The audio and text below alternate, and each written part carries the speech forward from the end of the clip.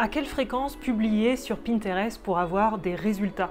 C'est une question qu'on me pose assez souvent et j'aimerais y répondre dans cette vidéo tout en distinguant la partie SEO organique et la partie publicitaire. Aussi, un petit rappel de ce que viennent faire les utilisateurs sur Pinterest, qui est un hybride finalement entre la plateforme de recherche et le réseau social, parce qu'on met souvent dans la case réseau social, alors que les personnes viennent dans une démarche personnelle d'inspiration.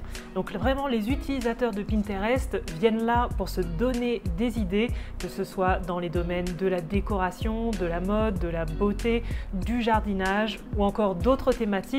Une plateforme plutôt féminine, il faut bien le dire, et qui compte aujourd'hui plus de 450 millions d'utilisateurs actifs mensuels dans le monde. Si tu ne me connais pas, je suis Nathalie Delot, j'aide les entrepreneurs à accroître leur visibilité et leur vente en e-commerce, notamment via Pinterest, en analysant leur tunnel de vente, leur tunnel de conversion. Si tu souhaites aller plus loin que ces simples conseils dans cette vidéo, je t'invite à découvrir ma formation Visibility Challenge dont je te mets le lien dans la description.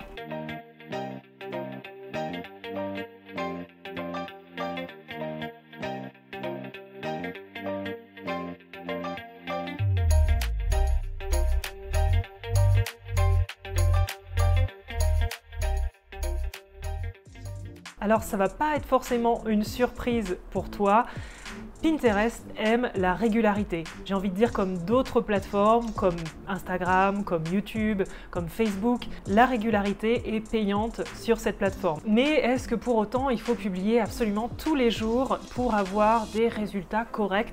Je pense notamment à l'organique, quand on publie justement sans publicité. Eh bien oui et non, c'est-à-dire que si vous arrivez à poster régulièrement et que vous trouvez une technique qui vous est propre pour créer des contenus et les publier tous les jours, vous pouvez par exemple utiliser un outil de planification de vos posts comme Tailwind pour les programmer, mais c'est vrai qu'il vous faut aussi du contenu et créer du contenu plutôt original si possible. Donc pour ça, ça demande d'y penser en amont et de faire un effort de productivité. Mais est-ce que vous allez vraiment tenir le rythme? C'est la question. Au début, on est motivé à faire les choses, on fait tout un tas de posts et puis on en fait peut-être pour 30 jours, mais les 30 jours suivants, on se laisse rattraper par d'autres tâches. Alors soit vous déléguez cette partie, ce que je vous invite vivement à faire, soit vous le faites vous-même dans un premier temps, mais gardez un rythme raisonnable, du moins un rythme qui vous permette d'avoir des résultats, de l'efficacité. Pour moi, mieux vaut quelques actions stratégiques plutôt que de publier énormément et d'espérer avoir des résultats sur la quantité. La bonne stratégie à appliquer sur Pinterest, c'est de publier au moins 2 fois par mois, ce qui n'est pas non plus tous les jours, déjà des épingles classiques, c'est-à-dire des visuels ou des vidéos qui ramènent vers votre site.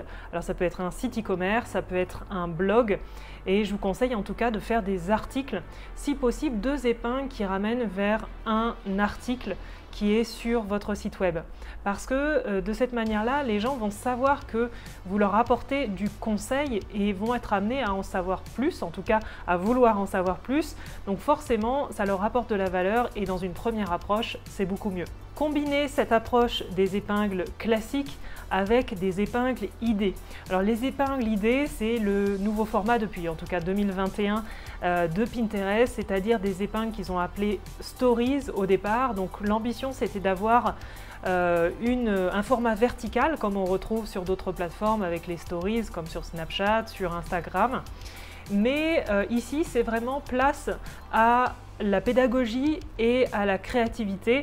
Donc quand on fait une épingle idée, le but c'est d'avoir de 1 à 20 pages, je vous conseille plutôt de 1 à 3 pages d'ailleurs, et de donner des informations, de l'inspiration, de quoi permettre aux utilisateurs de faire quelque chose, de passer à l'action ou de prendre certains de vos conseils.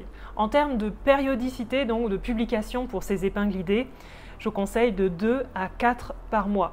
Ce qui n'est évidemment pas tous les jours. Il vaut mieux vous concentrer sur le fait de faire des épingles impactantes plutôt que de faire des épingles en quantitatif, mais qui ne soient pas forcément, qui ne soient pas suffisamment impactantes. Et c'est tout. Eh bien, Oui, c'est tout, c'est-à-dire au moins 2 épingles classiques par mois et 2 à 4 épingles idées sur votre compte Pinterest pour avoir des résultats. Alors bien sûr, ces résultats, ils ne vont pas venir du jour au lendemain, surtout quand vous n'y mettez pas de la publicité. C'est pour ça que je voulais vous dire un petit mot aussi de la publicité sur Pinterest. En fait, la publicité va venir accroître vos résultats, donner un surplus de visibilité à ce que vous faites déjà en organique. Et surtout, quand vous créez une épingle pour la sponsoriser, vous la créez en même temps pour l'organique puisqu'elle va rester sur votre compte.